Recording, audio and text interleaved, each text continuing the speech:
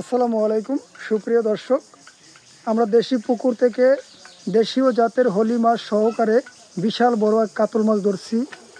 এদিকে আছে একটি চাইনিজ পুঁটি। তো আমাদের এই বড় ভাই ধরছে, আমাদের বড় ভাইয়ের অবদান। ভাই কিন্তু মানে প্রচুর প্রচুর পরিমাণে মাছ শিকার করতে পারে। আজকে তার প্রমাণ দেখাইছে। এতদিন আমরা শুধু মুখস্থ তার গপ্প শুনছি, আজকে আমরা প্রমাণ দেখছি যে ভাই আসলে মাছ ধরতে পারে। ভাইয়ের কথা কাজে মিল আছে।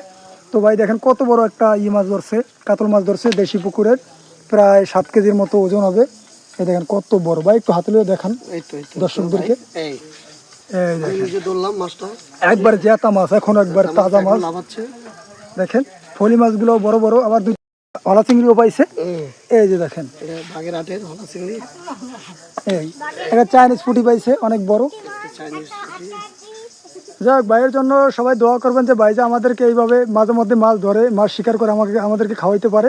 তো ভাইয়ের জন্য সবাই দোয়া করবেন। তো ভাই কি বলেন, সবাই একটু লাইক করে দিতে বলেন। হ্যাঁ, সবাই একটু লাইক কমেন্ট শেয়ার করিয়েন, বেশি বেশি লাইক করিয়েন, আমি যেন আরো মাছ শিকার করতে পারি।